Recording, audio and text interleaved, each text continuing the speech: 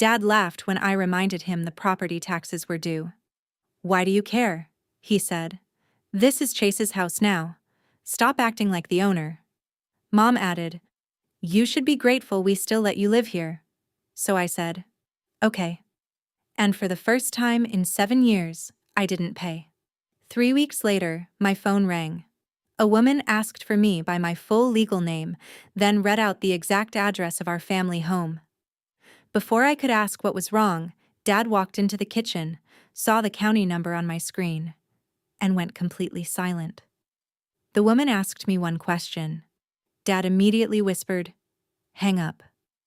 That was when I knew the call wasn't about an unpaid tax bill, and whatever my parents had done with that house, they had spent 7 years making sure I never asked the right question. My name is Sloane Rowan.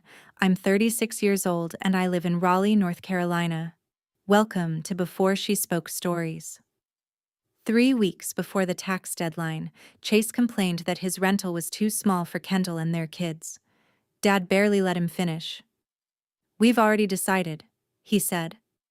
"Eventually, this house goes to Chase. A place like this should stay with the part of the family that's growing." I set down my fork. Nobody had mentioned any of this to me. I asked, "Then why am I still paying the property taxes?" Dad actually laughed. Mom looked irritated, like I had embarrassed him. "You live here," she said. I reminded them I also covered utilities, insurance contributions, plumbing repairs, HVAC service, and most of the roof replacement. Dad waved his hand. "Nobody asked you to act like the owner." Then he looked at Chase and smiled. Dad leaned back and said, "Stop paying the taxes. This is Chase's house now." Chase did not correct him. Mom added, "You should be grateful we let you stay after your divorce." 7 years of paying household bills disappeared inside that sentence. I could have argued. Instead, I looked directly at Dad and said one word. "Okay." For some reason, that made his smile disappear. After my divorce, I moved back for what was supposed to be 6 months. The first year, I replaced the water heater. The second, I covered storm damage.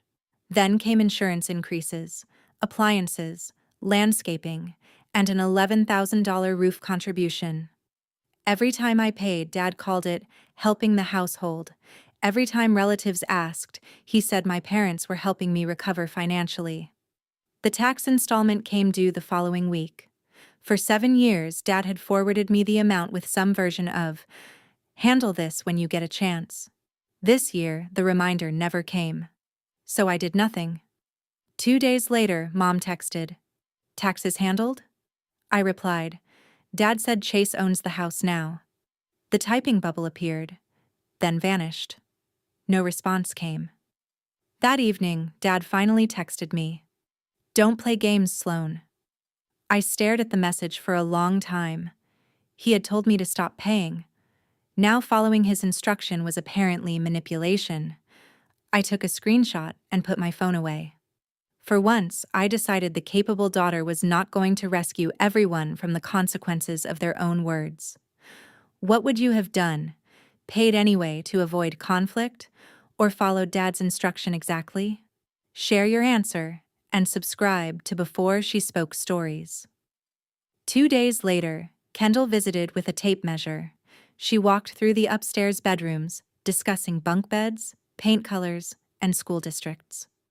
I asked what she was doing. She looked surprised. "Grant said we should start planning. He said once you get settled somewhere else, we'll move in." Dad had not merely promised Chase the house someday. He had given them a timeline involving my departure. I confronted Chase privately. He shrugged and said, "Dad's just thinking ahead." I asked whether he understood I had paid thousands into the property. He replied, "You live there too, Sloane." That answer hurt more than I expected. Apparently, every dollar I contributed counted as rent when it came from me, but as investment when it benefited him. Then Chase added, "Don't make Mom choose sides over a house." 3 weeks after Dad's dinner announcement, an unfamiliar Raleigh number appeared on my phone. The woman introduced herself as Naomi Brooks from the county assessor's office. She asked me to verify my full legal name, then read the family address back to me. I assumed she was calling because I had paid the taxes for years. Naomi said, "Actually, that isn't why I'm contacting you." Dad walked into the kitchen while Naomi was still speaking. He saw the county number on my screen and stopped mid-step. Naomi asked me to confirm one more detail connected to the parcel. Before I could answer, Dad whispered sharply, "Hang up." I covered the phone. "Why?" He said, "Because they're going to confuse you with paperwork that doesn't mean what you think it means." I had never told him what she was calling about. I uncovered the phone and asked Naomi to continue. She said, "Ms. Rowan, I'm not calling because you usually make the payment. I'm calling because you're the owner of record." I laughed because it sounded impossible. Dad didn't. Naomi read the parcel number, legal description, and address. Everything matched. Then she said the name attached to the property, Sloane Elise Rowan. Naomi gave me the recording date. The deed had been filed 7 years earlier, 3 months after I moved home following my divorce. I remembered that period clearly. Dad had told me I was lucky they had room for me. According to county records, though, ownership had changed while everyone was still calling me a temporary guest. I asked Dad, "Why is my name on the deed?" He answered too quickly. "That's just paperwork," Dad said. "Not the county is wrong. Not you misunderstood. Just paperwork." Mom came into the kitchen and immediately started explaining before I mentioned the date. "Your father had to protect some things," she said. I looked between them. "Protect what?" Dad reached for his coffee. "The family." Whenever my parents used that phrase, it usually meant someone else had already made a decision for me. I called Chase while Dad was still sitting there. "Did you know the house is legally in my name?" There was a long silence. Then Chase said, "What?" Dad grabbed for my phone, but I stepped away. Chase sounded genuinely confused. "Dad told me he still owned it." That was the first moment I understood Dad hadn't told one family story. He had created separate versions depending on who needed to believe what. 7 years earlier, Chase's restaurant had been collapsing under debt. He had personally guaranteed equipment leases and other obligations, and Dad became obsessed with protecting anything Chase might someday inherit. At the time, I thought Dad's stress was about helping his son survive a failed business. I never knew he had been rearranging property ownership behind the scenes, and apparently, my name had become part of that solution. Dad finally admitted the deed transfer had been intentional. "You had good credit," he said. "No business debt, no husband anymore, nothing messy attached to you." I waited for him to say he wanted me protected too. He didn't. He simply added, "You were the safest name. Not daughter. Not homeowner. Not someone he trusted with an asset. A clean name he could park something under." I asked why nobody told me I owned the house. Mom answered, "Because practically nothing changed." Dad nodded.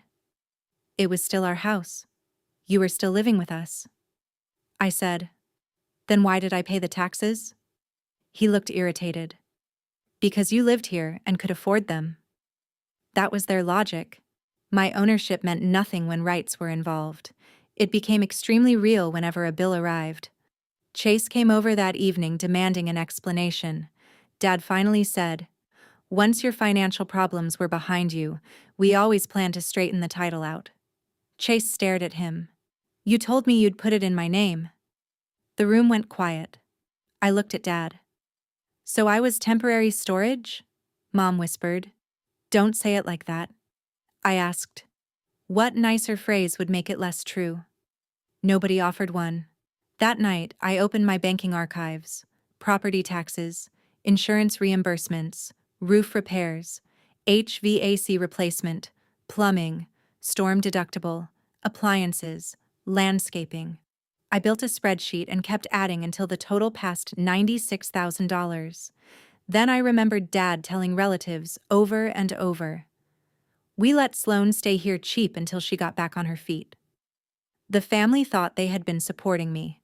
The numbers showed something very different. Kendall called me privately the next morning. She apologized for measuring bedrooms and said Grant had told them I would move out once I finally felt stable again. Then she said something worse. He told Chase the deed situation was temporary, that once everything was safe, you'd sign whatever needed signing. I asked, "When did he tell you that?" Kendall hesitated. "Not recently, Sloane." Then she gave me the date. 2 years ago. I started matching my payments to old family messages. When I paid $11,800 toward the roof, Dad texted Chase. "Finally got your roof replaced. One less thing you'll have to worry about later." When I bought the new refrigerator, Dad called it getting the kitchen ready. My money had not merely maintained the house. Dad had been describing my improvements as gifts he was preparing for my brother. One homeowner's insurance payment bothered me. Dad had asked for nearly $3,000 more than the annual premium shown in my records. I checked another year. Same thing. Then another. For at least 4 years, he had rounded household costs upward when asking me to contribute. I had assumed Dad was estimating. Now I wondered whether family expenses had been another place where my money quietly disappeared. Grandma Evelyn called that afternoon. She rarely interfered in arguments between my parents and us, so when she said, "Come see me without Grant knowing," I drove over immediately. She listened while I explained the deed. Then she shook her head. "Your father is leaving out the beginning." I asked what she meant. Grandma looked toward an old photograph of the house. "He didn't buy that place alone. Decades earlier, Grandma had supplied a large part of the original down payment. She had sold a small parcel inherited from her father and given the proceeds to Mom. There had been one understanding attached. "If I help you buy a family home," Grandma said, "Sloane should always have a place there too." I stared at her. Dad had spent years calling me a guest in a house partly purchased with a promise made for me. Dad had always told us Grandma's contribution was a temporary loan he repaid quickly. Grandma opened an old file box and showed me the deposit record. There was no repayment. She had kept every handwritten note because Dad repeatedly promised to settle it later. He never did. Then Grandma said, "When he transferred the deed to you, I thought he was finally honoring what we agreed." He had never told her why. Would you confront Dad after learning this, or keep gathering documents until he could no longer rewrite the story? Share your answer, and subscribe to Before She Spoke Stories. Driving home, I began hearing my childhood differently. Chase needed help. I was independent. Chase needed another car. I could figure things out. Chase needed rent money. I was responsible enough to manage alone. Those compliments had always made me proud. Now they sounded like accounting categories. My brother received resources because he needed them. I received praise because praise cost my parents nothing. Naomi told me I could request the deed history and related public recordings. One document referenced a real estate attorney I recognized from Dad's contacts. I searched Dad's shared family email archive. 6 months earlier, he had written that attorney asking, "When Chase's remaining liability clears, what's the cleanest way to transfer the property from Sloane without triggering unnecessary complications?" He had already started planning my exit. The attorney had replied that any transfer required my voluntary signature because I was the titled owner. Dad's response made my stomach tighten. "She'll sign. We'll explain that we're putting the house back where it belongs. No mention of reimbursing my taxes. No mention of the roof. No mention of 7 years of improvements." Dad had already decided I would surrender the property simply because he believed I had enough elsewhere. Once Dad realized I had seen the deed history, relatives began calling. My aunt said, "You're single. What do you need 4 bedrooms for?" A cousin reminded me Chase had children. Mom asked whether I was really willing to take his future over paperwork. I finally answered, "If the paperwork means nothing, why has everyone been planning around my signature?" The conversation ended almost immediately. I confronted Chase again, this time with Dad's attorney email. He stopped pretending complete surprise. 2 years earlier, Dad had told him the title was technically in my name. He said you'd sign it over eventually, Chase admitted. I asked how many holidays he had spent sitting across from me knowing that. Chase looked away. Dad said it was just technical. I said, funny how everything becomes technical when it belongs to me. Dad called a family meeting and arrived with printed papers. His solution was simple. I would transfer the house to Chase, Dad would reimburse some of what I had spent, and everyone would stop discussing ownership. I asked how much he planned to repay. Dad shrugged. We're family, Sloane. Don't reduce everything to numbers. Interesting. Numbers mattered when the tax bill had my name on it. Dad added what he apparently considered generosity. After signing the deed away, I could remain for 6 months while finding another place. I asked, remain where? Mom sighed. Here, obviously. I looked at the transfer papers. So I give Chase my house, then Chase allows me to live in it temporarily? Dad snapped. Stop twisting words. I wasn't twisting anything. For once, I was saying the arrangement plainly. Kendall asked me privately for proof of what I had contributed. I sent 7 years of taxes, roof invoices, HVAC replacement, insurance reimbursements, plumbing, and appliances. She called back 20 minutes later. Chase told me your parents paid for all this. I said, Dad told everyone that. Kendall went quiet. Then she said, I planned renovations using money you already put into the house. Kendall confronted Chase in front of me. After several minutes of denial, he admitted Dad had told him 2 years earlier that the title was technically mine.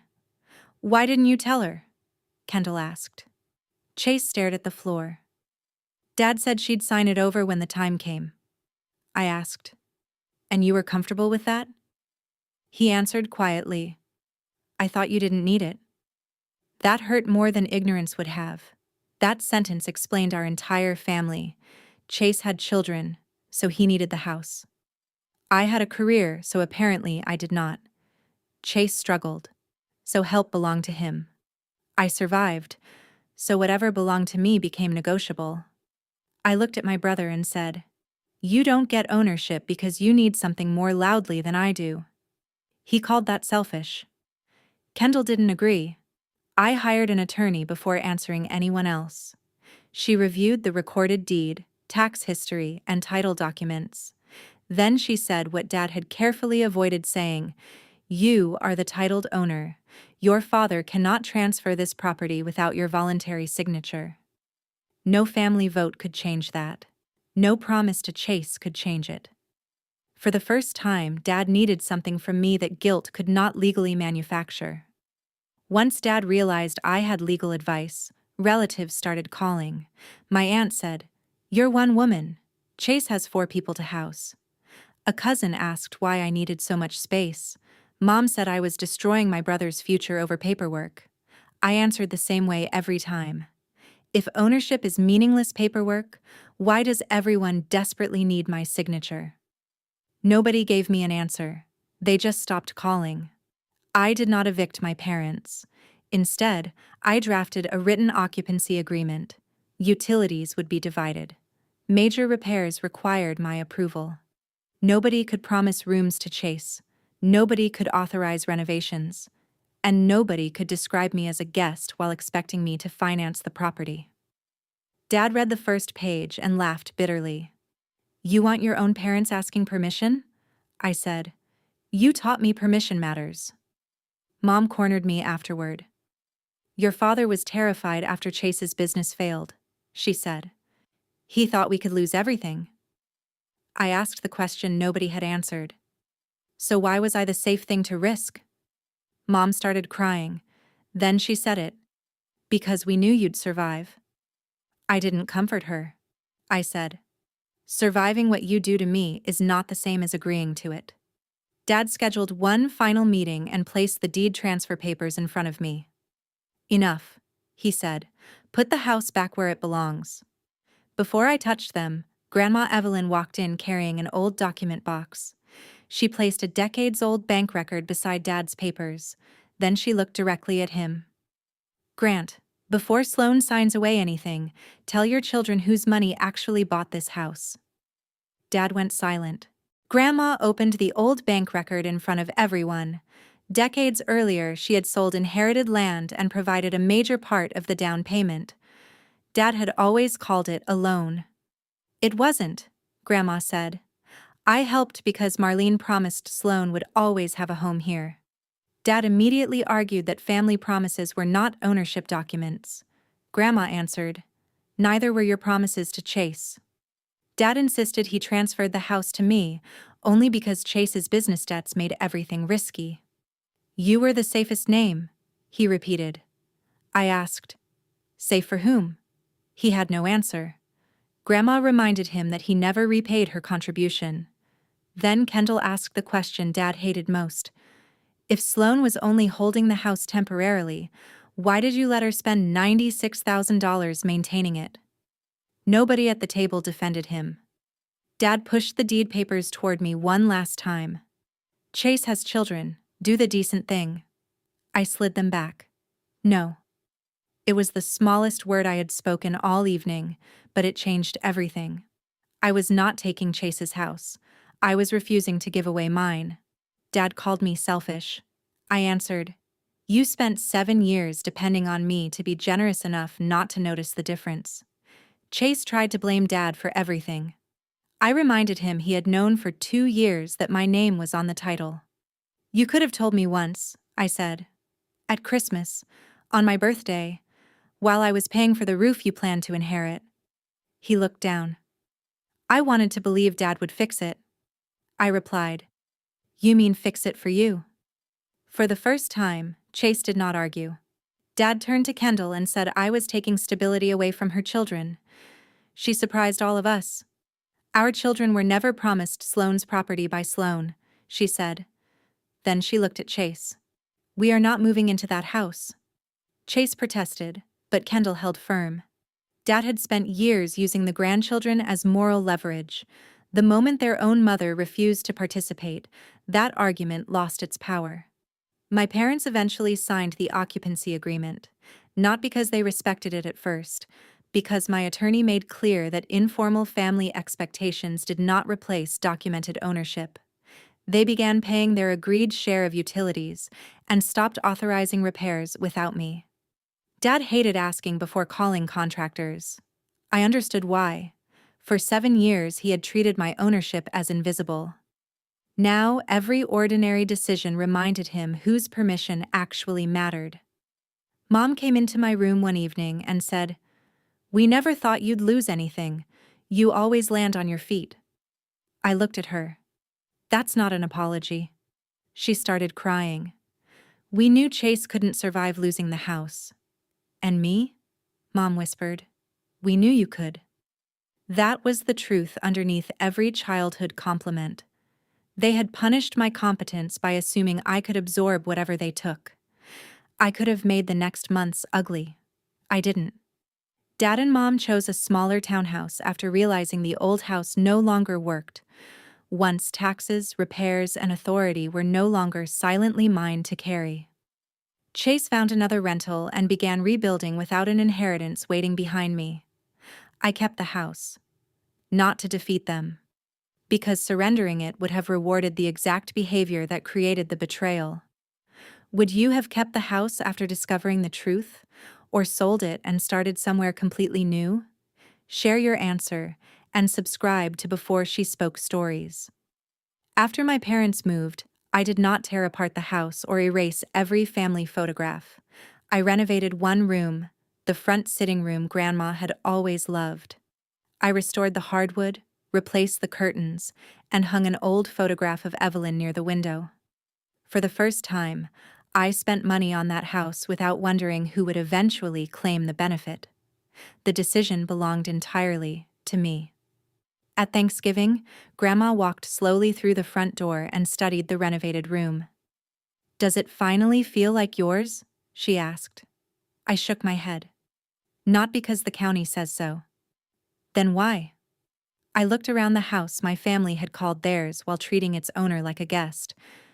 Because nobody gets to tell me anymore that paying for a place and belonging in it are two different things.